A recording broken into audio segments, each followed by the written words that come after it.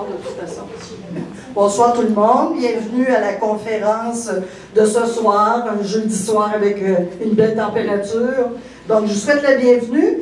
Je vais vous présenter selon ce qui a été envoyé à nos membres et autres personnes pour faire la présentation de nos conférenciers.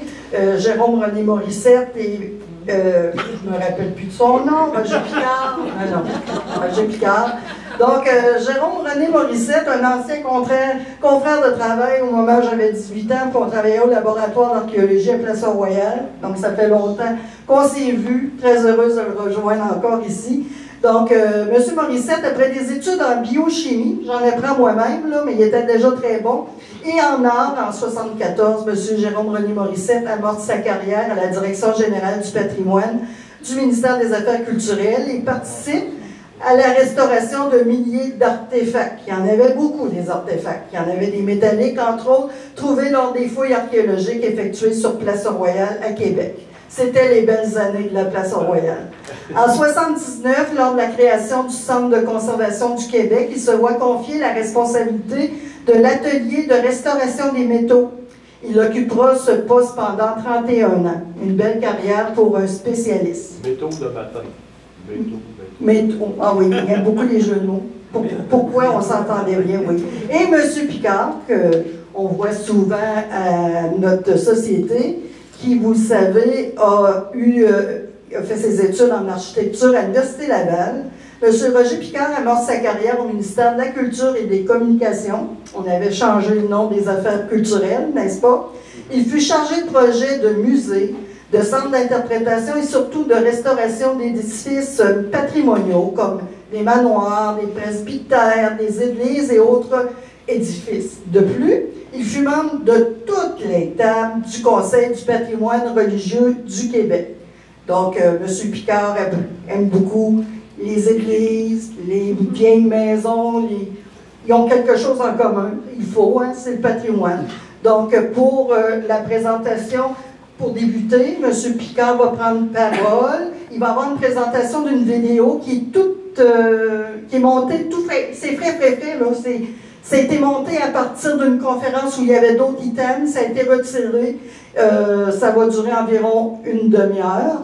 Et par la suite, il va avoir une présentation plus commentée par M. Morissette à partir d'une présentation PowerPoint, comme vous le savez. Et on procédera à des questions.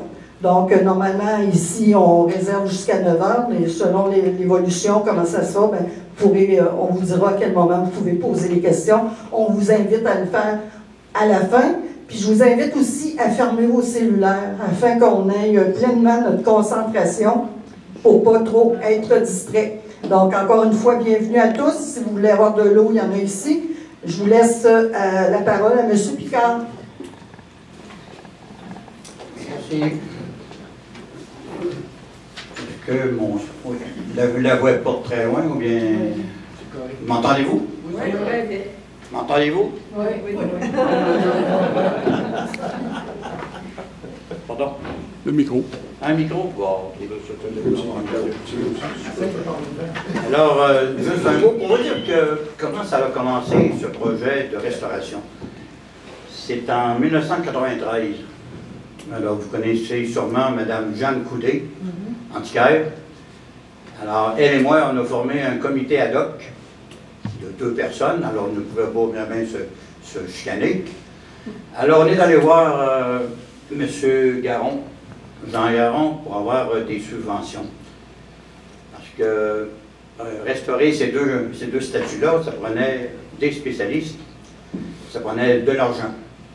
Alors, M. Garon nous a donné ce qu'il fallait, et ça cadrait dans les fêtes du 300e de la paroisse de Saint-Joseph de Lauzon, en 1994. On sait que la paroisse a été créée le 18 septembre 1694. Alors, ça faisait 300 ans. Alors, Mme Coudé et moi, on s'est dit, on va faire un projet. Donc, après avoir vu M. Jean Garon, qui ne pouvait pas dire non, hein, un non pour lui, ça ne marche pas, hein, c'est toujours un oui. Alors, il nous a dit oui, pour avoir des subventions. Et c'est là qu'on a fait affaire avec le CCQ, le Centre de conservation du Québec. On a rencontré plein de spécialistes, dont Jérôme, alors qui est spécialiste dans le bronze, entre autres. Alors, c'est comme ça qu'on a pu procéder au projet. Les étapes qui ont été faites, c'est qu'en janvier 1994, on a transporté les deux statues au Centre de conservation du Québec. Vous allez voir ça sur la vidéo tout à l'heure. On a pris quelques mois pour la restauration, et en avril 1994, il y a eu un retour. On les a remises en place. Alors voilà, après 30 ans, on refait aujourd'hui la conférence qu'on a faite il y a 30 ans au Marronnier. Alors, on a pris l'habitude, mais 2 fois en 30 ans, c'est pas pire. Alors, ah oui, le montage de cette vidéo a été fait par Jessica Dumais. Bon, alors je vais demander à Télécino, vous connaissez ce terme-là, de faire partir la vidéo. La lumière. Alors, dans la première partie, j'ai dit à Jérôme que s'il voulait faire des commentaires, alors il prendra le micro. Parce que la musique va être basse, c'est une musique qui sert de fond un fond de musique. Alors, Jérôme, c'est parti.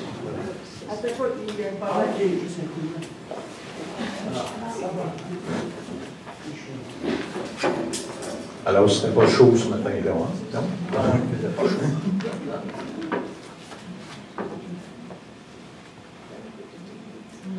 On a souvent travaillé dans des conditions hivernales comme ça aussi.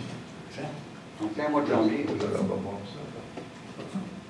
Je me souviens, tout à l'heure, je vais vous parler de Louis-Philippe Hébert. Là. On a installé les allégories sur la façade du Parlement. Alors, tu as l'histoire, la poésie, puis la religion et la patrie. Là. Alors, on a installé ça 19 décembre, alors donc, il faisait comme moins 40, peut-être moins 1000, peut-être les fois, sur le toit du Parlement. Alors, couture,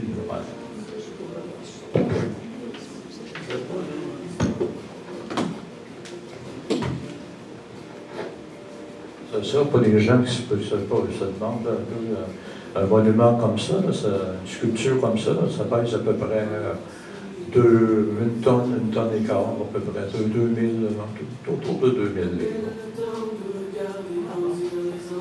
Surtout couture, il est vraiment très lourd. Et là, M. Couture était là depuis 50 ans. Alors, la grue a forcé beaucoup pour le décoller. Les boulons avaient été enlevés, mais Guillaume ne voulait pas quitter son trône. C'est ça, il était pris dans le glace, c'est ça.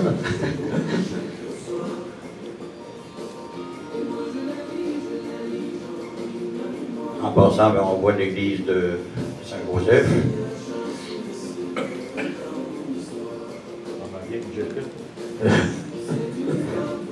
On a vu ma vieille Jeddah. Ah oui. À ce moment-là, c'était à l'ancienne édition.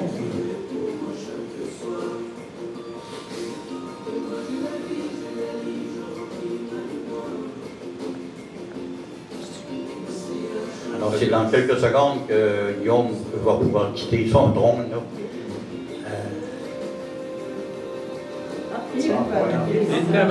Quand je vous disais qu'il était pris dans la glace, c'était vraiment ça.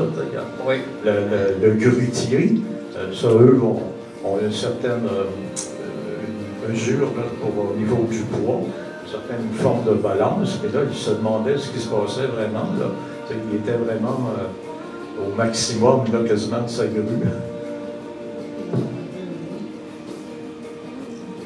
Alors, plaisir, là.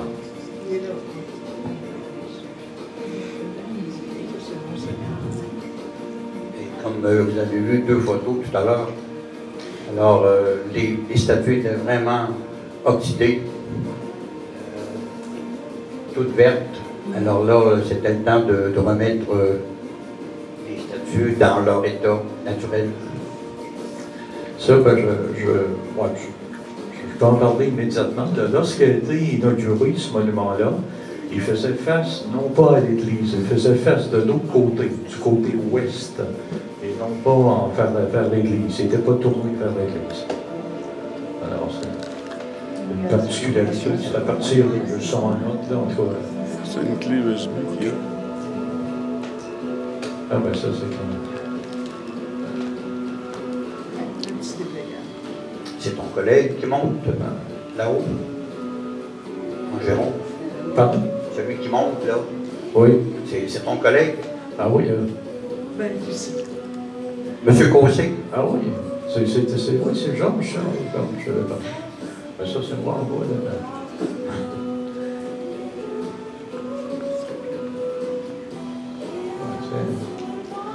Je montais plus vite à l'époque.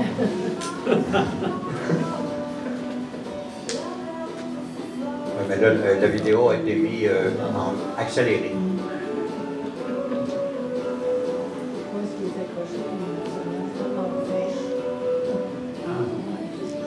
Oui, c'est vrai, c'est Georges.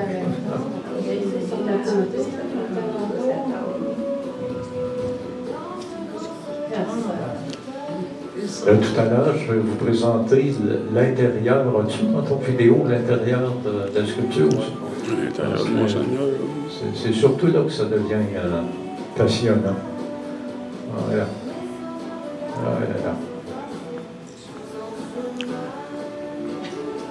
Bon, il y a de la neige, la sculpture, puis maintenant j'en ai sur la tête.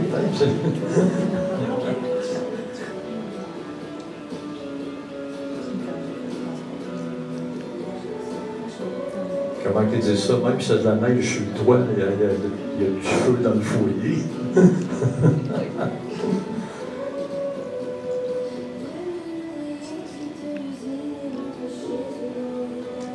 Bien, ouais. Ah oui, ben, ça c'est deux autres sculptures qu'on avait en restauration. C'était mon assistant de l'époque, Georges Cossé, originaire de Toulouse, la ville rose.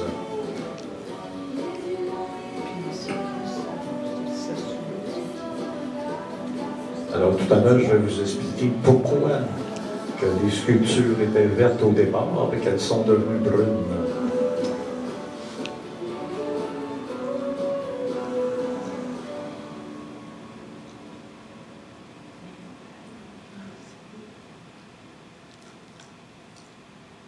Mais là, Georges a l'air de travailler avec un Q-tip, mais on n'a pas seulement travaillé au Q-tip là-dessus.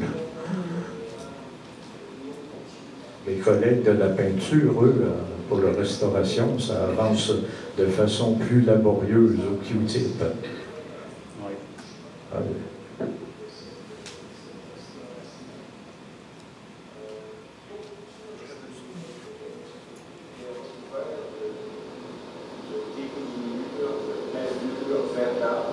Sont caractéristiques des bases exposées dans le mur.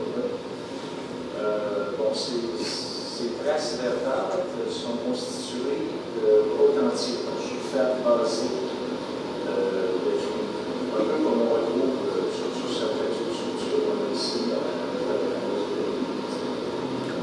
bon, nous, dans un premier temps, nous avons effectué un dégagement mécanique de la surface et éliminé tous les dépôts solides. Nous avons ensuite converti ces sulfates basés en sulfate simple. Alors, déjà, à ce moment, on avait une autre coloration. Cette coloration un peu marbre de la surface. Il y a eu par la suite l'application d'inhibiteurs de corrosion, de benzotriazole, qui agit un peu comme un réseau dimensionnel. Vient contrôler la part de l'écran parce que c'est une base qui fait le processus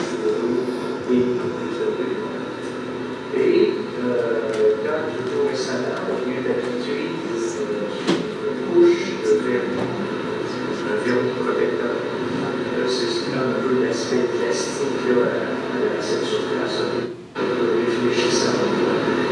ce vernis protecteur est à base d'acrylique et contient lui-même un certain pourcentage de benzotriazole, l'agent inhibiteur de corrosion dont je vous parlais. Alors, les prochaines étapes de la restauration de l'eau-mouture seront l'application d'un autre enduit protecteur, celui-ci à base de cire. On utilise un mélange de cire qui peut varier selon la condition de surface, aussi selon l'orientation du monument. Alors, on utilise des cires qui sont soit assez molles, d'autres qui sont un peu plus dures. Alors, dans ce cas-ci, on prévoit utiliser un mélange qui est fait de cire d'abeille, de cire carnauba et de cire d'eau cristallisée. Ensuite, à l'aide de bon chiffonnage, de bon polissage de la surface, on va faire obtenir un statut qui a l'aspect brûlant, noir. C'était, en fin de compte, c'était la façon de faire au début du siècle. Dans les fonderies, produisaient ces bronzes à la demande des sculpteurs, créaient des patines brûlantes ou noires. Alors, la plupart des bronzes qu'on trouve en milieu urbain étaient à l'origine de coloration un peu sombre. Ils sont devenus verdoyants avec les années. Alors, je dis souvent, les bronzes ne sont pas des bordeaux, ça ne devrait pas vert, ça devrait. Alors, voilà, Monseigneur Béziers, une œuvre de Louis-Philippe Hébert, datant de 1885, ce qui en fait une des plus vieilles sculptures de bronze du Québec, et possiblement, selon une dernière recherche, possiblement la première sculpture coulée au Québec. Alors, en effet, cette sculpture a été coulée aux ateliers C.W. Carrier de Lévis. Alors, M. Carrier, à l'époque, fait don et du bronze et des travaux de fonderie. Et, disons, c'est ce qui donne aussi une particularité à l'œuvre. C'est que l'assemblage de cette sculpture se fait par bande verticale. Habituellement, pour ce type de statue, qui a un peu de forme conique, on aurait procédé par tambour, par superposition de tambours. Pour certains éléments, comme la tête, les bras auraient pu être indépendants, et le tronc comme tel aurait été une succession de tambours circulaires. Alors, dans ce cas-ci, on a plutôt affaire avec un bande verticale. Alors, ici, tout le temps du manteau est un élément, ici, son manteau, et qui se poursuit dans la bande. Et bon, c'est un peu l'idée, ça, du fait que la sculpture a été coulée chez Carrier de Lévis. Ceux-ci avaient une tradition de fonderie plutôt pour des objets, des pièces en avion, genre grille, des clous, rails de chemin de fer, engrenages, alors des pièces qui sont plutôt bidimensionnelles. Alors, pour eux, quelque chose à la cire perdue, c'était peut-être une technique un peu plus sophistiquée. Alors, ils ont tout simplement pris la solution qui leur était la plus familière, coulée dans des bouts de sable en avion. Et l'assemblage, je dois dire que malgré cette technique peu commune de couler, l'assemblage de la sculpture se fait au voile. C'est vraiment très précis comme assemblage. À l'intérieur, il y a des pièces de renfort, il y a aussi des tiges de consolidation qui donnent de tenue à l'ensemble. Mais c'est très bien jointé et ils sont vraiment exceptionnels comme malade. Alors actuellement, l'œuvre est recouverte de ces sulfates basiques je parlais un peu plus tôt.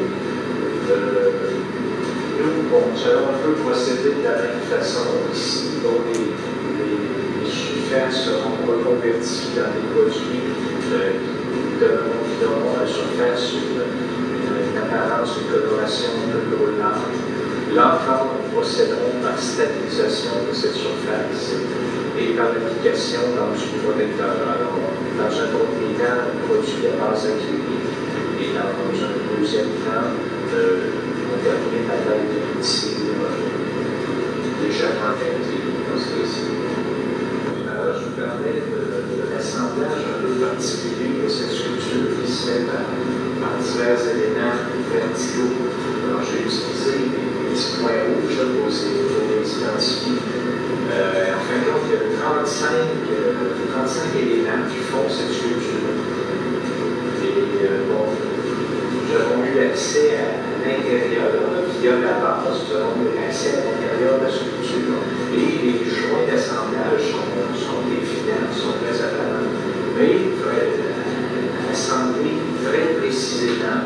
À certains endroits, il y a des renforts qui viennent joindre les pièces. Parfois, ce sera des tenons qui viennent assembler tout ça.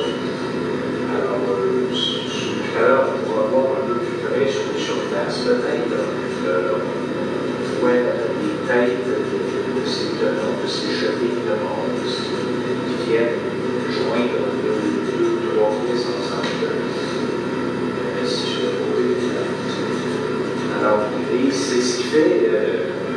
Je leur ai dit, la particularité de cette structure, c'est cet assemblage à la verticale, de grande bande verticale. C'est très peu commun. Moi, toutes les structures du Québec sur lesquelles j'ai eu l'occasion de travailler, très peu d'éléments offraient ce type d'assemblage. Alors, il y a certains éléments, peut-être, qui sont d'une autre facture. On remarque que la tête ou les mains ont des colorations un peu différentes. Alors, on va plutôt dans les teintes vert bleuté plutôt que vert jaunâtre. Alors, et dans le cas des mains et de la tête et des mains, là, vraiment, il y a eu une coulée un peu plus précise. Possiblement que ces pièces sont d'une autre fonderie, d'une autre facture, et qui sont découlées à l'assiette perdue. La technique d'assiette perdue, c'est de refaire un modèle à l'aide de cire, de planches. Ensuite, on investit tout ça dans une coquille. La cire donne l'épaisseur,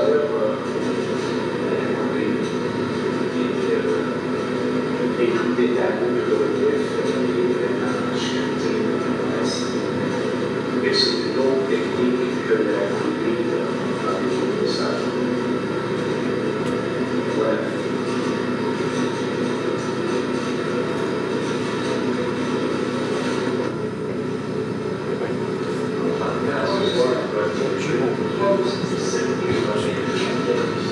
Nous avons ici la tête et le système d'ancrage de cette tête. Alors, la tête de Monseigneur Béziers. Alors, actuellement, nous avons traité les éléments d'ancrage qui étaient fortement corrodés. Alors, il y a eu l'élimination de tous les produits de corrosion. Ensuite, la surface métallique a été stabilisée à l'aide d'acide métallique. Il y a eu par la suite l'application d'une couche de zinc, alors galvanisation à froid, si on peut se permettre ce terme. Et on a complété la protection par une peinture noirâtre qui donnera une dernière couche de finition de nos éléments. Alors, l'ancrage de la tête se fait de cette façon. Alors, il y a une barre transversale qui va d'une épaule à l'autre. Ensuite, un crochet, un tenon est installé au centre de cette barre. La tête est positionnée sur le tenon. Ensuite, il y a une bande transversale qui va du menton à la nuque du personnage. Et il y a un autre boulon. Alors, ce qui fait que la tête fenêtre était ici revenue en place. Alors, nous avons réutilisé les mêmes éléments qui étaient quand même en assez bonne condition, là, qui sont le noyau métallique qui est suffisamment fort pour permettre leur réutilisation. Voilà donc.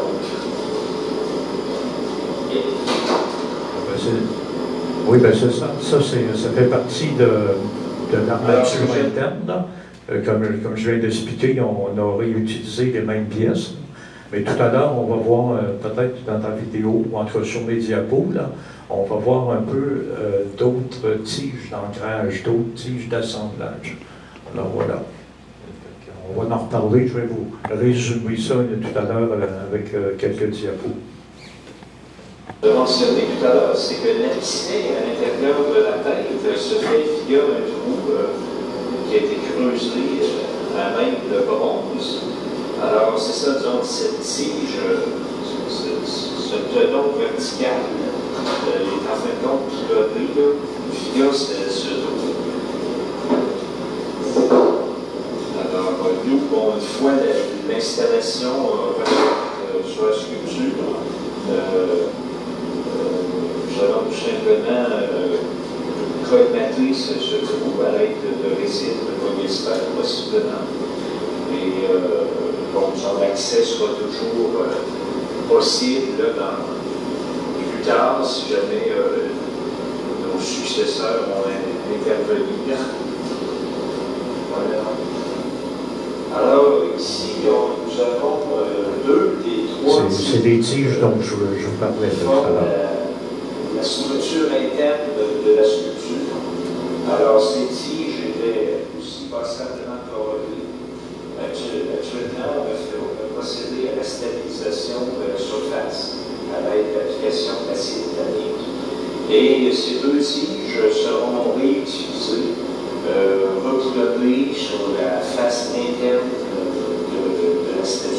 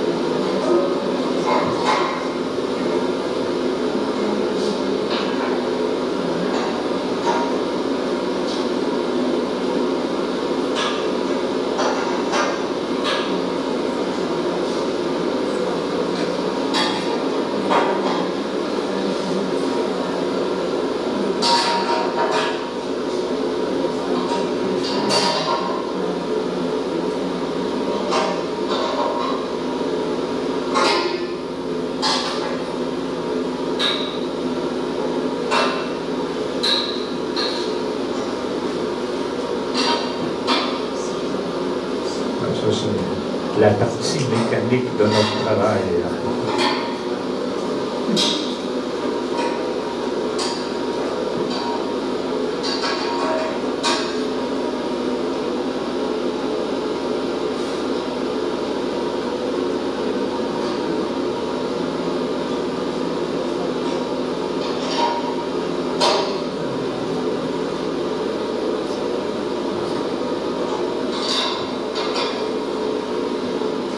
Alors, tout à l'heure, on va aller voir sur les diapos. Vous remarquerez la nouvelle boulonnerie. Alors, auparavant, c'était en acier, puis fortement corrodé. Alors, nous, pour qu'il y ait, je vais vous expliquer ça tout à l'heure en détail, là, pour éviter un certain échange électrochimique avec l'acier et le bronze, on a tout fait la boulonnerie en bronze. Ça corrode moins vite dans ce temps-là. Oui. C'est Moïse. Donc, d'acier, de fer. Alors, nous avons décidé de changer toute cette boulonnerie. Là, le nouveau boulon fait de laiton bronze. Alors, pour des raisons de conservation et de solidité, bien sûr. Alors, certains de ces boulons, nous l'avons vu, étaient fortement corrodés, alors l'assemblage était plus ou moins chancelant. Mais aussi pour des raisons conservation en utilisant l'eau des bronzes. Nous évitons ici des contacts bimétalliques fer-bronze qui pourraient favoriser un processus de corrosion du métal. Voilà.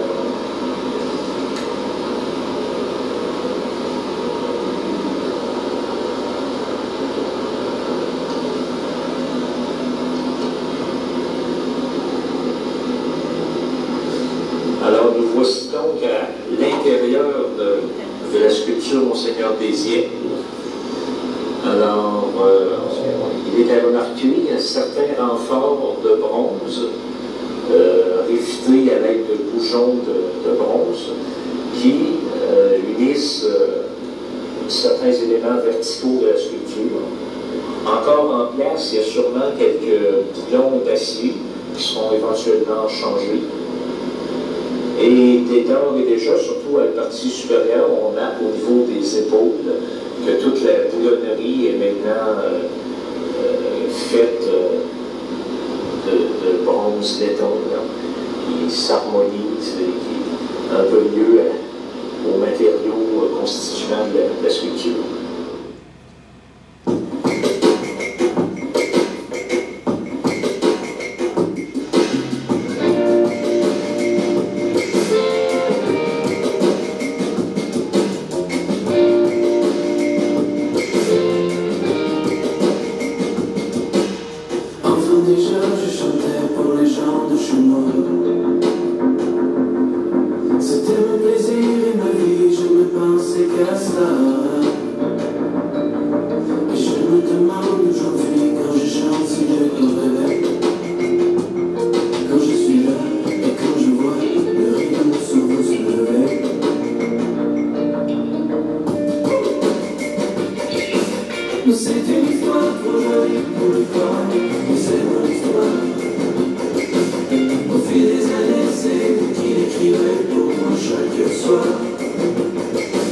Et moi je la lis, j'en lis, moi.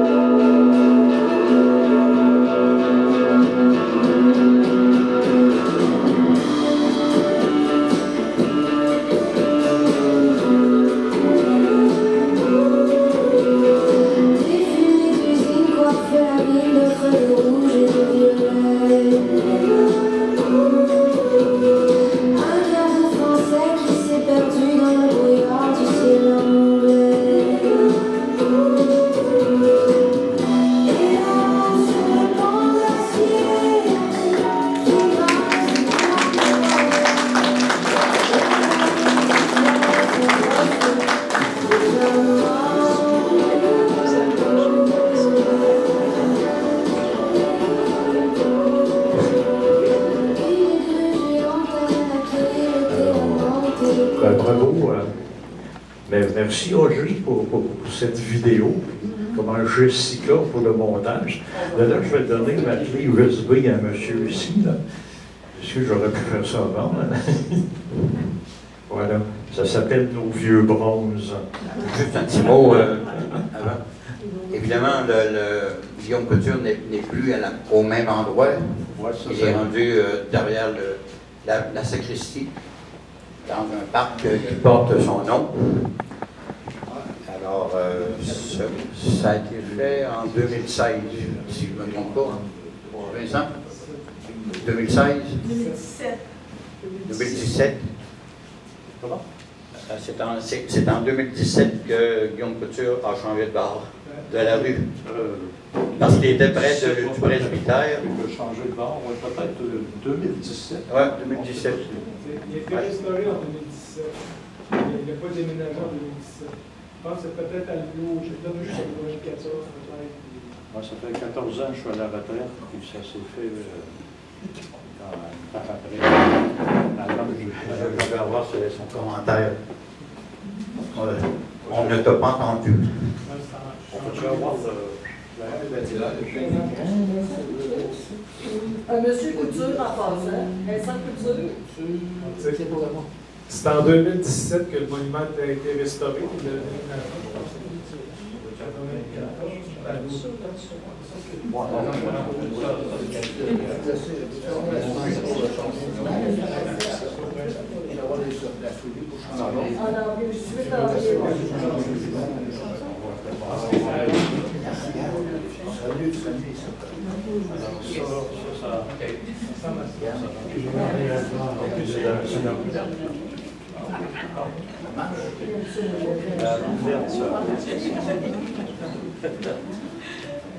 Bon.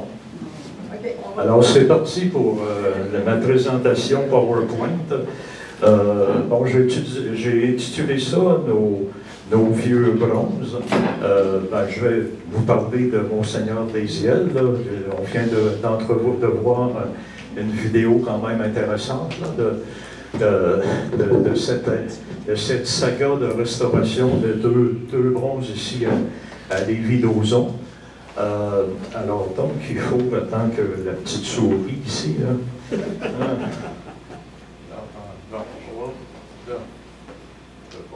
Je ne vais pas tout dévoiler d'un seul coup, là. C'est sensible, cette bebelle-là. C'est bon. Bon, je laisse ça griller, mais je ne te l'ai pas. Alors, donc, je parle de... tout à l'heure, dans la vidéo, j'ai souligné que Monseigneur Désiel était parmi les plus vieux bronzes de la province de Québec. Bon, alors je vais vous le situer tout de suite, c'est le troisième plus vieux bronze. Le premier étant celui-ci, Monseigneur l'abbé Giroir, il n'était pas Monseigneur, c'était juste un abbé, l'abbé Giroir, le monument se dresse à Saint-Hyacinthe, devant le collège, le Giroir était le fondateur du séminaire qui est devenu le collège de Saint-Hyacinthe. Alors, l'artiste est François Van Loopen. C'est un Belge qui a fait carrière en France, cependant. Alors donc, Van Loopen est venu brièvement à Montréal. Lui avait comme créé une maquette pour son abbé Giroir, mais le bronze comme tel a été coulé par M. Hérard, à la fonderie Chanteloup à Montréal. Alors là, on parle c'est un bronze de 1878, ça. Alors, donc, il faudrait comme 3 mains à peu près. OK. Voilà. Bon, alors voici Van Loopen en question, là. Alors, né en Belgique, décédé en Belgique aussi, là. Alors, bon, hein. Et la compagnie de rosage Gillette ne connaissait pas. Bon. Alors, on va essayer d'avancer ça tranquillement. Je m'excuse, j'ai plus l'habitude des souris. Alors, le second bronze que je vous présente, le deuxième plus vieux, là, c'est le monument Salaberry, qui s'élève, lui, à Chambly. Alors, c'est de l'œuvre de Louis-Philippe Hébert. Alors, Louis-Philippe Hébert, je souligne aussi que ça a été coulé à la même fonderie à Montréal, la fonderie Champelou. Alors, Louis-Philippe Hébert, c'est un peu notre Rodin à nous, notre Bernini à nous, là, ici au Québec. Là. Il y a eu une production impressionnante. Des petits bronzes de Louis-Philippe Hébert, on en retrouve dans toutes les collections des musées du Québec, mais aussi c'est l'auteur de grands monuments commémoratifs là, au Québec. Alors, mais c'est aussi le sculpteur de Monseigneur Désiel. Alors, j'essaie d'avancer ça sans en avancer 4 en même temps. Ah, merde. Bon, voilà, Louis-Philippe Hébert. Il y a lui qui est né à Sainte-Sophie d'Halifax, pas loin de Bedford Mine, ça, d'Inverness, dans ce coin-là. Là. Alors, c'est pas en Nouvelle-Écosse, Sainte-Sophie d'Halifax. Alors, décédé à Westmount. Mais lui aussi, il a eu une carrière un peu fournie. Oui. Pas juste sa carrière de sculpteur, là, mais il a eu une vie plutôt mouvementée. Il s'est engagé, j'ai des notes ici, là, c'est pas. Je vais essayer de remettre ça en ordre. Là. Bon, Louis-Philippe Hébert. Bon. Alors, lui, là, il a été zouave. À un moment donné, il est parti défendre le pape à Rome. Attends, juste ça, mais dans le meilleur. Bon, il est revenu après. Puis, bon, il s'est inscrit à l'école des Beaux-Arts parce qu'en Italie, il avait vu plein d'œuvres d'art qui l'avaient vraiment impressionné, entre autres des œuvres de Bernini. Alors, donc, il est revenu à Montréal, s'est inscrit à l'école des Beaux-Arts, il a fait ses arts là-bas, mais il a eu une carrière très, très, très prolifique. Je suis vraiment mal à l'aise avec la souris de moi, là. Attendez. Prendre la souris. Ça ne marche pas pantoute. Ça va vous dire d'avancer à chaque fois. Parce qu'il faudrait comme 3 bras, tu sais. Je m'appelle pas Minerve. Ah, bon, voilà. Alors, donc, ça ici, on revient à notre Tésiel en question. C'est un plâtre, possiblement le plâtre qui a servi de modèle pour la fonderie. Alors, ce plâtre, je ne sais pas s'il existe encore. Moi, quand je l'ai vu, il était dans la sacristie de l'église Notre-Dame de la Victoire, ici à Lévis. Je ne sais pas s'il est encore là. C'est à peu près 2 pieds de hauteur, ce pégus-là. Alors, donc, je ne sais pas, peut-être que le curé, on m'a dit, Lise, tout à l'heure, me disait que l'église a été désacralisée. Peut-être que le curé est parti avec la statuette, je ne sais pas. Alors, on passe à l'autre, monsieur. Merci de votre assistance. Bon, alors voilà, c'est Monseigneur Désiel, le bronze en question, que vous avez vu tout à l'heure. Alors, comme je vous disais, c'est le 3e plus ancien bronze du Québec. Et lui, il a été coulé ici, à la fonderie Carrier de Lévis.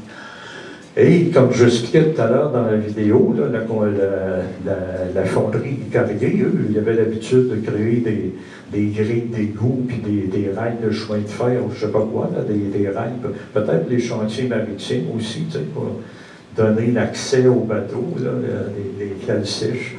Alors donc, c'est surtout dans son assemblage qu'on va avoir des surprises. Alors, si on passe à d'autres diapos, alors là, oui, ben, pendant qu'on est là-dedans, bon, les gens me disent pourquoi les bronzes sont verts. J'en ai parlé peut-être dans la vidéo tout à l'heure. Bon, comme je dis souvent, les bronzes, ce ne sont pas des grenouilles. Ça ne vient pas au monde vert. Ça le devient avec les années. Alors donc, les bronzes, lorsque ça sort d'une fonderie, surtout les bronzes commémoratifs, là, sont soit bruns, soit noirs. Bon, des commandes spéciales peuvent demander d'avoir des patines verdâtres, bleutées, rouillées, en tout cas, tout est possible là, avec des réactifs chimiques. Alors donc, ce qui fait qu'une surface de bronze devient verdâtre, c'est l'effet des gaz sulfureux. Ce qu'on retrouve, là, le verdâtre, ce sont des sulfates. Ça, c'est que quand... bon, maintenant, ça se sent un peu moins, là, mais jadis, il y avait la Enzo Pulp à Québec, qui est devenue la Reed Paper, puis ça a changé de nom à tous les 2 ans. Là. Alors là, lorsque ça sent le PET, là, lorsque ça sent le soufre, alors ça, ce sont des émissions sulfureuses, donc, et ça se fait progressivement, un peu comme sur les toits d'édifices. Alors au départ, c'est du cuivre neuf, mais à peu près une trentaine d'années, ça commence à devenir brunâtre, puis après 80-85 ans, ben c'est verdâtre. Pour ça qu'il faut changer la toiture de temps en temps, à tous les 85 ans, là, parce que pas trop dommageable, on ne sera plus là la prochaine fois. Bon, alors, on passe à l'autre diapo, monsieur. Alors voilà, tout à l'heure, aussi dans la vidéo, je vous expliquais là, les bandes. Alors, Monseigneur Désienne les construit par bandes verticales. Alors, c'est ça, parce que donc la fonderie Carrier à l'époque travaillait, c'était une fonderie qui avait des moules au sable. Alors, on travaillait en aplat. Pour certains éléments, la tête, les mains, là, on a travaillé plutôt à la cire perdue dans des moules. Alors donc, mais pas nécessairement dans le sable. Là. Alors donc, on a ici là, tous les bandes, là, un croquis là, que j'ai fait là, de tous les bandes qu'on retrouve. L'autre diapositive, monsieur. Voilà. La signature du fondeur qu'on retrouve, on la voit moins bien ici, là, mais en tout cas, ça existe pareil. Alors là encore, ici, ils ont des grands pans de bronze là, qui font sa soutane. Voilà. Ici, c'est l'arrière de la sculpture, encore aussi, là, des grandes traînées, là, tout en vertical. Là. Voilà. Voilà, un autre côté. Bon, tout à l'heure, on l'a vu dans la vidéo, là, on est entré dans l'intérieur de la sculpture. Parfois aussi, ça fait partie des processus de fonderie aussi, parfois on va mettre des étais, alors des petites tiges d'acier pour tenir des morceaux ensemble. Ben, c'est peut-être ce qui est arrivé ici, là, alors il y a eu comme une corrosion qui s'est formée, ça a bavé un peu sur la soutane. Là. Alors ça, on a nettoyé ça aussi. L'autre diapo. Alors donc, c'est ici les étapes de nos interventions au centre de conservation. C'est il y a 30 ans, c'est un peu loin pour moi. Tout à l'heure, le monsieur là, qui parlait tantôt, il disait des choses que j'avais déjà oubliées. Alors, donc, dans un premier temps, on parle d'un dégagement mécanique de la surface. Là, ça ne se fait pas ça se fait pas au grinder, puis à la brosse d'acier. Dans le cas de nos 2 sculptures, puis de plusieurs autres que j'ai restaurées, on travaille avec de l'eau sous forte pression. Mais là, pas nécessairement des petits cacheurs là, pour nettoyer le trottoir. Là, c'est une compagnie de Lévis, d'ailleurs, de Saint-Romuald, avec qui je faisais affaire, qui s'appelait Sani Mobile. Alors, Sani Mobile, eux, ils ont un camion, une grosse pompe, là, ils se branchent sur une bonne fontaine, là, puis au bout du fusil, là, ben, il y a 7000 livres de pression. Alors là, on a dégagé tout le verdâtre, là, toutes les sulfates de surface, là, on les a toutes dégagées, puis ça nous donne après comme une surface plus ou moins olive. Dégraissage, ben, on voit ça, avant de repatiner, on procède à un dégraissage des surfaces à l'aide d'essence minérale, souvent, d'acétone. Repatinage chimique des surfaces. Alors ça se fait à l'aide de réactifs chimiques. Dans ce cas ici, là, de nos 2 monuments, j'ai utilisé surtout du sulfure de potassium, non d'ammonium, sulfure d'ammonium. Alors donc, qui donne une surface, le verdâtre qui reste, là, va être comme reconverti, va devenir noirâtre, plus ou moins noirâtre. Bon, mais là, ensuite, il faut stabiliser. Si on laisse aller ce produit chimique-là, bon, il va continuer à réagir un peu. Alors là, il y a une stabilisation chimique qui se fait à l'aide de benzotriazole, BTA, benzotriazole. Ça, le benzotriazole, ça va former sur les surfaces du bronze comme une espèce d'imperméable, un peu comme plutôt comme un filet de pêcheur. Alors, avec des mailles, puis là, s'il y a une molécule de polluant que ça donne à passer dans le coin, pouf, le filet se referme sur la molécule. Alors, c'est un imperméable chimique, disons, pour les surfaces. Ensuite, un vernis protecteur. Dans ce cas-ci, on a utilisé du B44. Toi, Rénal, tu dois connaître l'incralate. Alors, l'incralate contient ces deux produits. Ça n'en fait plus. Je pense que c'était trop dangereux. On fait venir ça des États-Unis. Pour un gallon d'incralate, le gallon coûtait à peu près 60 $. Puis faire venir des États-Unis, ça en a coûté 600 $. On s'en sert plus maintenant. Alors donc, je le faisais moi-même. Alors donc, un vernis protecteur. Alors déjà, on a comme un imperméable chimique. Là, on a déjà une couche de protection sous forme de vernis. Ensuite, on applique une autre couche de protection, de la cire. Alors, dans ce cas-ci, je faisais un mélange de deux cires, cire carnauba et cire d'abeille. Ma cire d'abeille est un peu teintée brunante aussi. Ensuite, on polit les surfaces et on a tout refait, la boulonnerie interne qu'on a vue tout à l'heure. On va la voir d'ailleurs dans les prochaines diapos. Alors ça, c'est Georges et Geneviève qui s'adonnent au cirage des surfaces. Puis, ah non, mais ça c'est l'incralate. Alors c'est le vernis protecteur. Voilà. Alors voilà, tout à l'heure aussi, on voyait ça dans la vidéo. Alors toute la boulonnerie a été changée. Les grandes tiges qu'on voyait, c'est ici. Voilà. Alors, voilà. Toute une boulonnerie pour éviter des contacts. Tu sais, là, ce qu'on fait des contacts d'acier puis de matériaux cuivreux ensemble, là, ça réagit très mal. C'est souvent le métal le plus noble qui va résister et au détriment de l'autre. Alors, ça se voit souvent, ça, dans des assemblages, même sur les routes, là. Alors, toute la quincaillerie interne, là, vous la voyez ici, avant et après traitement. Puis, comme dans la vidéo, j'avais oublié ça, l'assemblage de la tête, là. Effectivement, là, on a fait ça avec ces éléments-là. Alors, donc, alors voilà. Alors, comme je dis souvent, Louis-Philippe Hébert, là, il ne voulait pas que son Monseigneur Désiel ressemble à un raton laveur. Alors donc, nous, on a redonné un petit peu plus de lisibilité aux surfaces. Comme tu vois ici, les sourcils, là, on les perd presque. Là, ici, on voit qu'il y a des sourcils. Voilà. On a son vêtement, là, on retrouve plein de détails aussi. Alors donc, voilà. Voilà donc, remise en place. Comme je vous signalais tout à l'heure, à l'origine, le monument faisait la face vers l'ouest. Puis là, après, ils l'ont tourné vers l'église. D'ailleurs, l'inscription Monseigneur Désiel est de l'autre côté du granit là, de la base. C'est ça.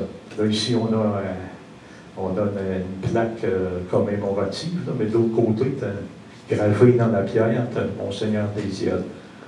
Voilà. Alors, voilà. Alors, pour Louis-Philippe Hébert, comme je vous disais tout à l'heure, c'est un peu notre Rodin à nous. C'est un sculpteur qui a créé des centaines de sculptures, des petites, des moyennes, des grandes. Là. Et ça, c'est le catalogue de l'exposition qui a eu lieu au Musée des Beaux-Arts de Québec en 2001. Alors, sous la direction, là, il y a plusieurs conservateurs qui ont travaillé là-dessus, dont Daniel Drouin, entre autres. Alors, ça, c'est un petit bronze de Louis-Philippe Hébert aussi. C'est celui qui a installé, qui a créé les premiers bronzes en façade de l'hôtel du Parlement. Alors, donc, dans un premier temps, il a voulu rendre hommage aux Autochtones, aux familles autochtones.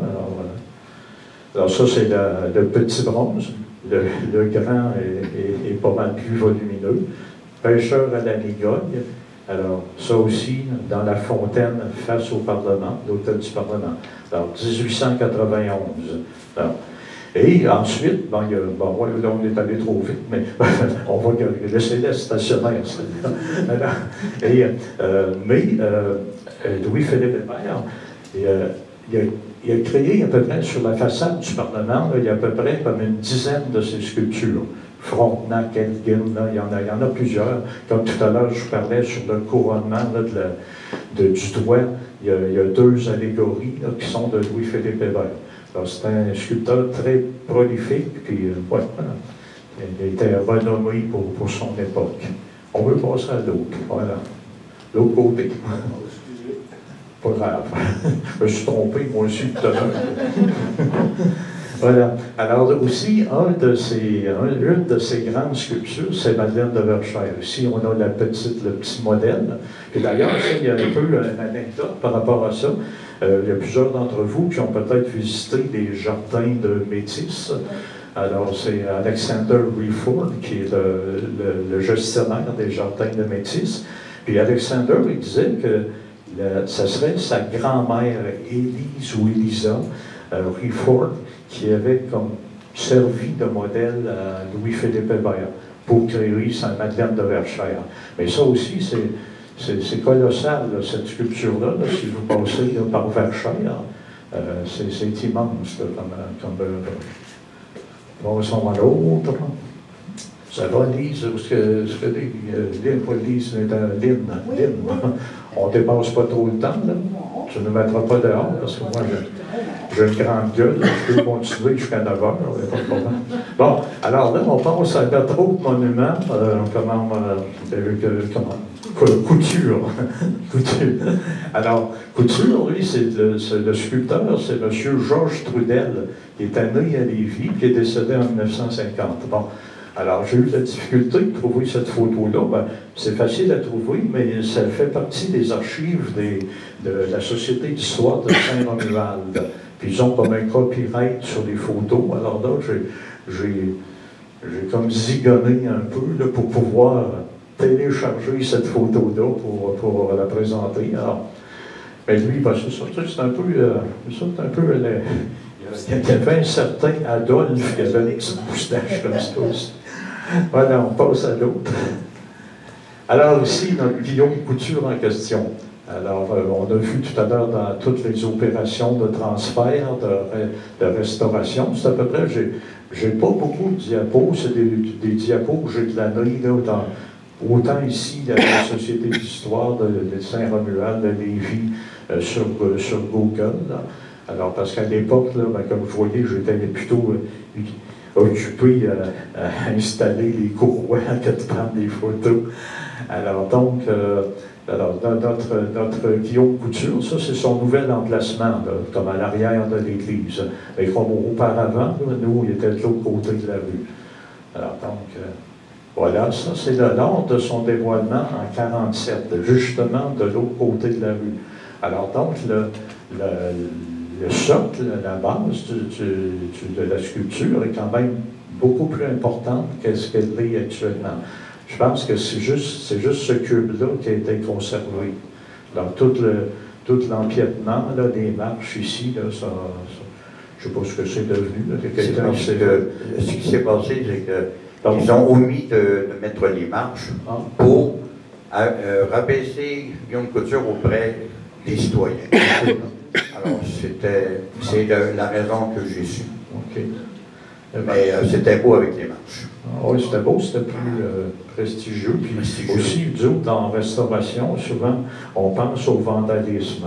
Tu sais, lorsque le bronze est juché à 20 pieds dans les airs, c'est un peu difficile d'aller faire de la bonbonne, de la peinture en aérosol là-dessus. Alors, donc, mais là, il y a un petit peu plus accessible. Il s'est passé un phénomène très spécial. C'est que Guillaume Couture a perdu sa hache à cause d'une branche qui est tombée. Oui, il va peut-être casser à un moment donné. Oui, il était cassé, mais ils l'ont remis en place. Il a été cassé par une branche. C'est ça, Et ça, à Québec, pas loin de la Porte Saint-Louis, il y a le monument FX Trolette. Pas de Rolette, FX Garneau. FX Trolette, c'est un autre, ça. FX Garneau. Puis bon, il tient dans sa main une plume. C'est ça. Bon. Mais bon, la plume là, disparaissait quasiment tous les 2 ans. C'était un petit peu en bronze. Quelqu'un qui cassait la plume, puis bon, il pouvait avoir comme 2,5 piastres de bronze là-dedans. Et alors donc, on a joint un tout. Moi, j'en ai fait refaire une douzaine en fibre de verre en plastique. Alors donc, si quelqu'un va avec la plume, il va avoir des surprises. Voilà. Alors donc, là, je pense à un autre. Je vous ai dit que j'étais pour vous parler de d'autres bronzes que des iels et coutures. Puis il y a un autre sculpteur qui s'appelle Paul Romain Chevry. Mais il y a quelque chose de spécial avec Paul Romain Chevry. C'est qu'ici, à Lévis, il y a très peu de gens qui en sont conscients, qui connaissent la chose. Là. Bon, Paul Romain Chevry, c'est un Belge qui est mort en France. Et, bon, on peut passer à l'autre. Oui, bon. Oui, c'est ça. Alors, c'est l'auteur du monument Champlain à côté du château Frontenac. Mais je m'en viens avec le lien pour Lévis. Vous allez me dire, c'est juste l'autre côté du fleuve, là, mais c'est pas juste le lien, c'est pas juste la traverse. Là. Voilà, on passe à l'autre, monsieur. Bon, le lien, c'est ça. Ça, c'est un buste en marbre que Paul Romain Chevry a créé pour l'hôtel le Château Laurier à Ottawa. À l'époque, le Château Laurier avait comme propriétaire M. Charles Hayes. Charles Hayes, il était comme propriétaire aussi de chemin de fer, de Grand Tronc, alors canadien, ce qui est devenu un peu le CP par la suite, là, de Grand Tronc. C'était le début du chemin de fer au Canada. Et donc maintenant, il n'y a plus rien. Se rendre à Vancouver, ça prend quasiment 2 semaines là, maintenant. Alors donc, mais Charles Hayes était donc propriétaire de l'hôtel de Château-Laurier et du chemin de fer. Alors il avait commandé un buste à Paul Chevry, qui habitait en France à l'époque. Puis, bon, en revenant, tu sais, il a dit, il a donné... il a sûrement donné un peu d'argent à Chevry, sûrement, parce qu'il n'était pas dans la misère non plus, Paul Chevry. Alors, Hayes, il a dit, tu vas venir au Canada avec moi, puis on va faire un dévoilement de ton buste à l'hôtel, au Château Laurier à Ottawa. Alors, ils ont pris un bateau qui s'appelait le Titanic. Alors donc, bon, heureusement, le buste, lui, était venu sur un autre bateau, un peu auparavant. Mais Charles Hayes, puis Paul Chevry, bon, ils ont coulé le bateau, ben coulé. Hayes est mort, il n'a pas survécu, mais Chevry, lui, il a réussi à nager, en tout cas à gripper un chaloupe, un bateau, il a été sauvé. Alors ça, on parle, là, c'est en 1912, ça, le naufrage du Titanic. Alors donc, il a été sauvé de justesse. Dans les 2 années qui ont suivi, il est devenu perdu la vue, cependant. Ce n'est pas nécessairement par rapport à l'eau salée, là, mais bon, il est devenu progressivement aveugle au cours des 2 années qui ont suivi. Puis, il est décédé en 1914 d'une infection rénale. Tu sais, je ne parle pas de toi, le rénal. Alors, une insuffisance rénale. Et alors, donc, il est décédé en 1914. Et là, on peut passer à l'autre diapositive, j'espère. Ça ici, là. Votre Sacré-Cœur, là, en façade de l'église, c'est une œuvre de Paul Romain Chevry, qui a été justement installée en 1914, si je ne me trompe pas. Mais, bon, lui, il était déjà décédé. C'est son fils qui est venu au Canada, qui a accompagné la sculpture. Je ne sais pas s'il a participé à l'installation face à l'église, mais c'est le fils de Chevry qui est venu ici à Lévis. Alors donc, on parle, lui, la sculpture a été créée, fondue en 1912, mais mise en place, je crois, en 1914. Je peux me tromper là-dessus. Là. Alors voilà, est-ce que je ne sais pas... sais pas si j'ai autre chose. Qu'est-ce qu'il y a autre chose, monsieur? Il n'y a plus rien. Bon, ok. C'est suffisant. Voilà, j'aurais une question pour toi. J'aurais une question.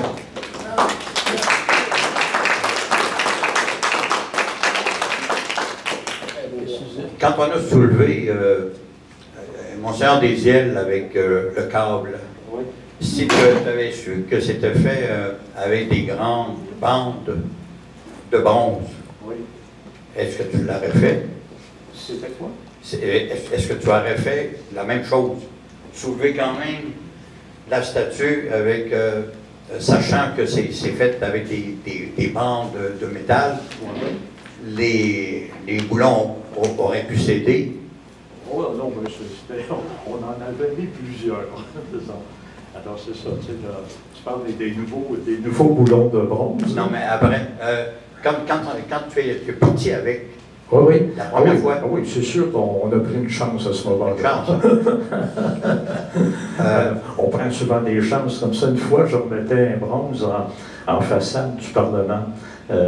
Et justement, tout à l'heure, on a vu que Couture était pris dans la glace, là, justement, pour aller chercher ce bronze-là. Je pense que c'était Salaberry. Donc, c'est comment? Monseigneur Brébeuf. Brébeuf, c'est la structure de Brébeuf. Il n'y a pas Monseigneur. Jean de Brébeuf.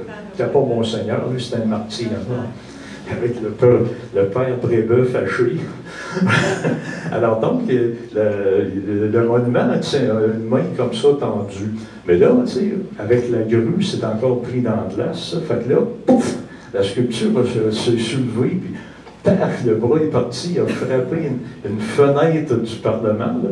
Mais c'est là que j'ai compris qu'ils ont des vitres blindées, ils ont des fenêtres blindées au Parlement.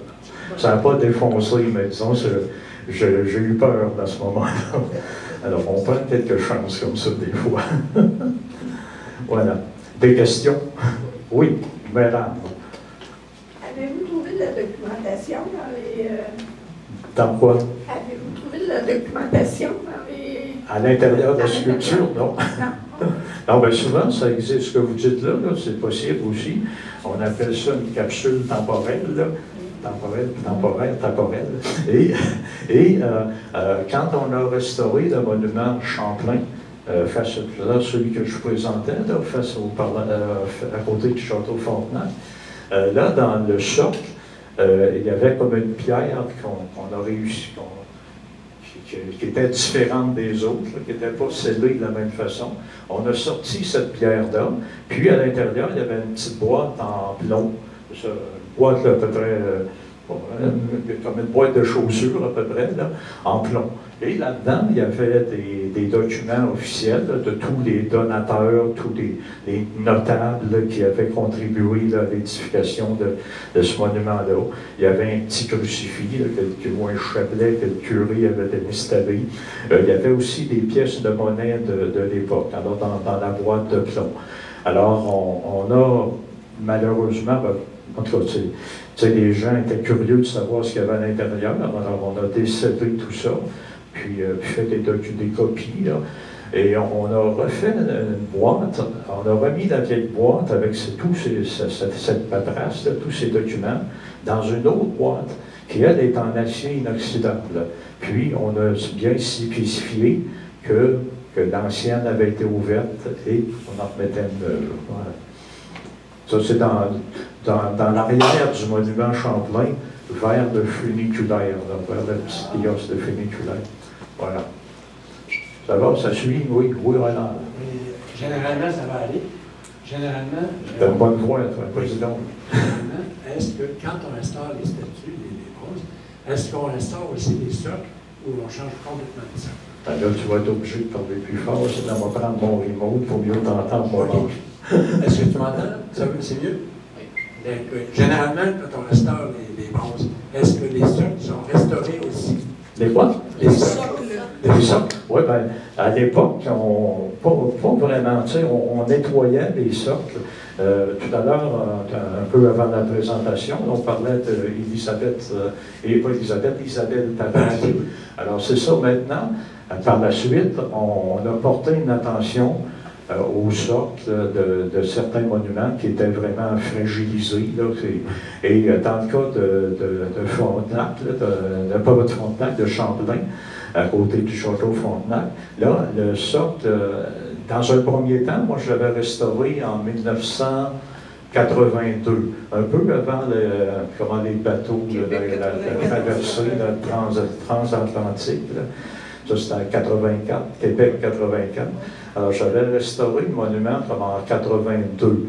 À ce moment-là, on l'avait fait sur place. Alors, donc, il y avait eu un certain nettoyage de la pierre qui avait été effectué, là, mais tout le travail là, de nettoyage du bronze, repatine, cirage, avait été fait sur place. Et ça avait été fait dans l'automne et dans l'hiver. Alors donc, on avait comme créé une grosse cabane en polythène, là, puis en contreplaqué, là, sur tout le tour du monument. Puis c'était chauffé avec des brûleurs au propane. Là. Et alors, sauf que quand on utilise des produits chimiques inflammables, tu sais, les brûleurs au propane, c'est ça, c'est dangereux. Alors donc, on chauffait durant la nuit, puis dans le journée, on arrêtait. Alors j'ai eu foi. J'ai une autre question. Tu sais, tu parlais tantôt des monuments qui ont évolué, puis là, les socles vont baisser de plus en plus. Alors, ça veut dire que le monument René Lévesque, là, il doit être constamment à restaurer. Le monument de René Lévesque, à la colline parlementaire, là, il n'y a pas de socle, finalement. Tu parles le monument de René Lévesque en bas. C'est pris comme ça, là? Oui, le petit, oui. Il n'y a pas de socle. Il n'y a pas de socle. Là, on est proche du public. Ah oui, il est posé par terre, ça que tu dis? Oui. C'est ça, c'est très accessible. Heureusement, les gens, ce que j'ai vu, là, il n'y a pas eu trop de graffiti René Lévesque, malgré le fait qu'il est très accessible. Mais souvent, les gens, ils mettent une cigarette dans les doigts. Bon, c'est mon question. Il y a des monuments comme ça au Québec et ailleurs, dans les pays. Ils ont de la patine parce qu'ils sont fréquentés comme ça. Oui, ben c'est ça, tu peux en parler. C'est de ça, OK. Oui. Ben, c'est ça, des gens qui caressent des bronzes, puis tout ça, qui s'assoient sur les genoux. Bon, ici à Québec, on a quelques exemples. Là.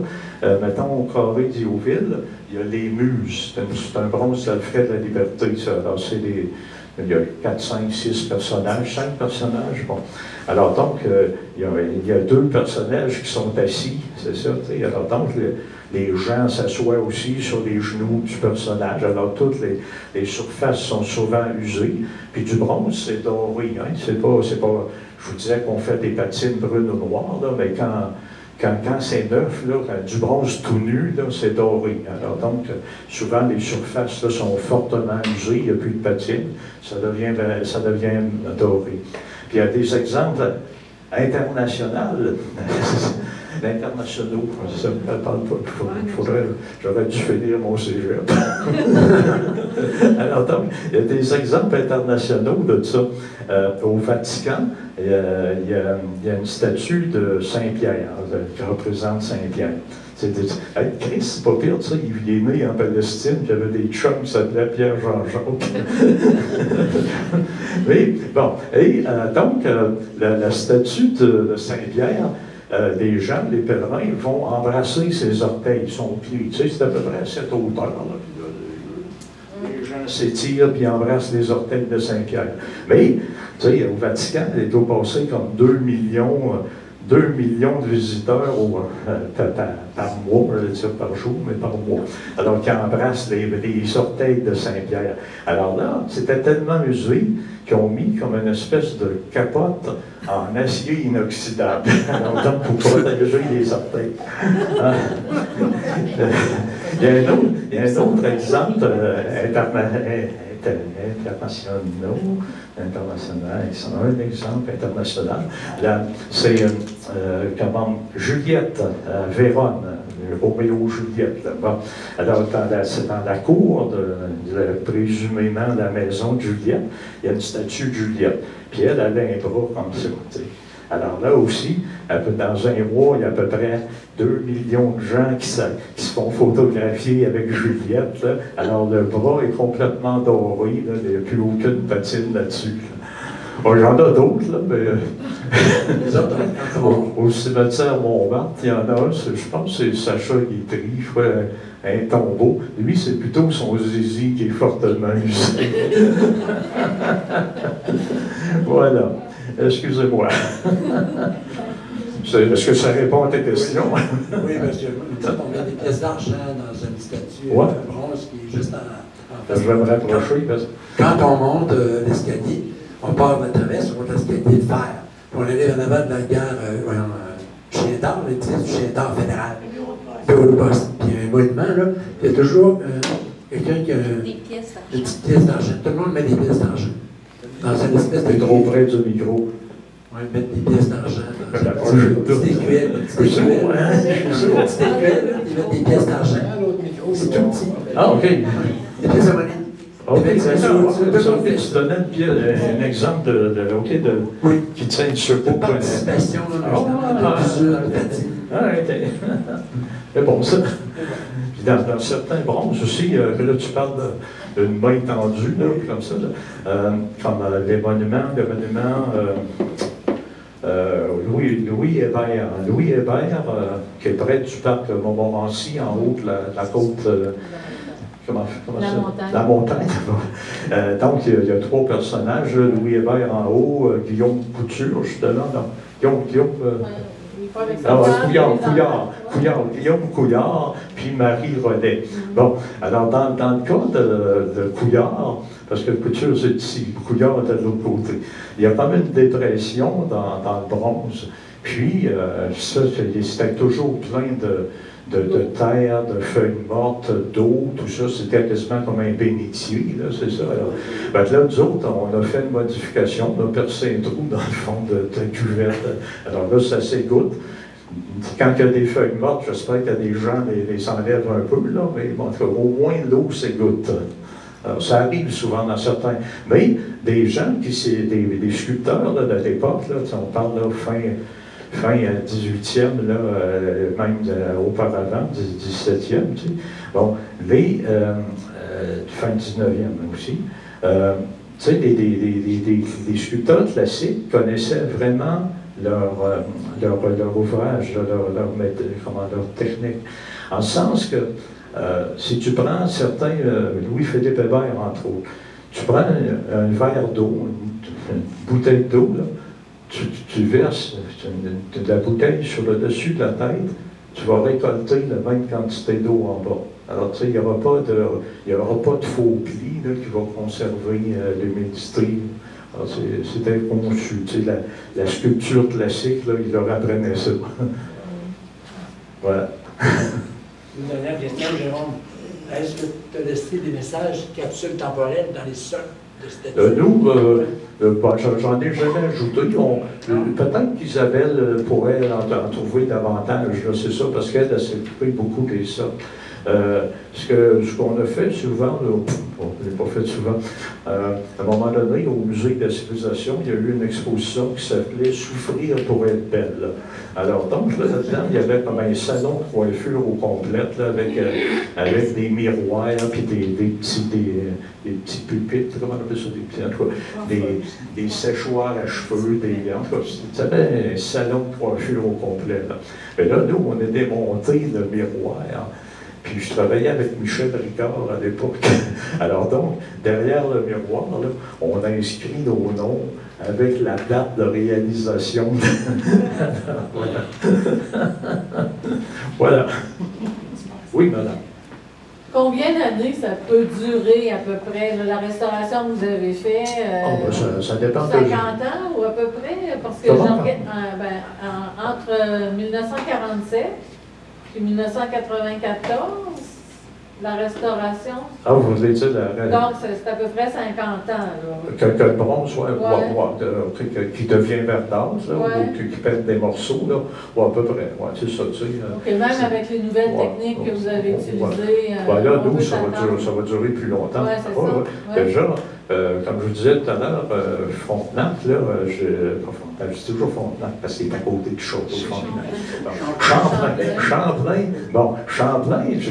comme je vous disais, je l'ai fait la première fois en 82, puis puis si vous allez le voir, là, on a retouché un peu la cire, et il est encore très beau. Là, ça fait quand même pas bon mes mathématiques. Là, 42. Ouais, c'est bon ça. Non, peut-être 24. Tu sais, je vous disais qu'on terminait par de la cire, ça aussi j'ai oublié de mentionner.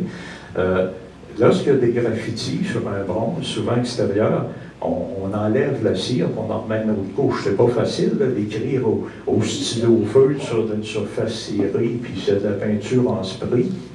On enlève la cire, on en remet une autre. Ça n'a pas le temps de s'incruster dans le bronze. Merci. Ça va, Roger? Tu es heureux avec ça? Oui, ça va. L'important dans la vie, c'est d'être heureux. Ouais.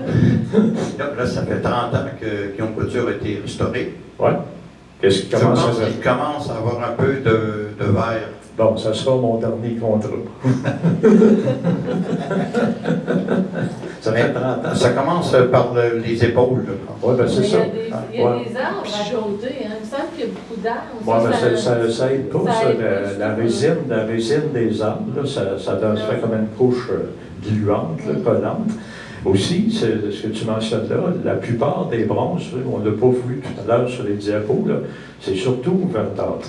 Mais sur les têtes, les épaules, bon, des trucs comme ça, là, ça a une tendance à être un petit peu plus jaune. Ça, c'est la fiente des oiseaux. Alors, c'est ça. Alors, t'as-tu déjà reçu, toi, de la merde de pigeon sur la tête? Hein, tu vois? Alors, c'est ça. Alors, les excréments des oiseaux, la fiente des oiseaux, ça contient des nitrates. Alors, donc, majoritairement, un bronze va se couvrir de sulfate, mais des fois, à certains endroits, on va trouver des nitrates de cuivre, voilà, qui sont un petit peu plus jaunasses. Voilà. Et là aussi, il faut porter des gants quand on travaille. Ça va? Tout le monde est heureux? Bon, parfait. Merci, monsieur, de votre aide.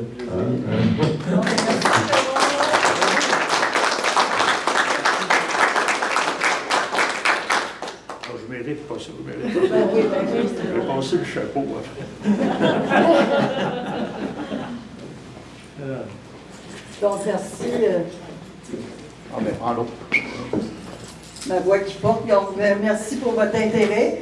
On a su des choses par l'intérieur, comment c'est fait et tout. Je trouve que c'est du beau travail de restauration. Je trouve ça. Hein? Ben, c'est l'utilisation aussi des produits et autres. Là. On n'a pas toujours idée de ce qui se fait pour avoir toutes les étapes pour ça. Donc, merci beaucoup, Jérôme. C'était un plaisir de te recevoir parmi nous. Moi, ça m'a fait plaisir de vous revoir après 30 ans. Oui, finalement, on est aussi passionnés d'histoire. C'est ça qui compte. Les anciens collègues. Hein? Oui. On était plus jeunes, mais c'était tout égal. Tu sais. Merci. Merci beaucoup. Donc, bon retour. Merci. Oui. Ben, merci. Moi aussi. Comme ils disent, comment dans la chanson de Noël, peur la genou. Ah oui? Je viens de me souvenir que Jérôme avait un très bon sens de l'humour. C'est bon.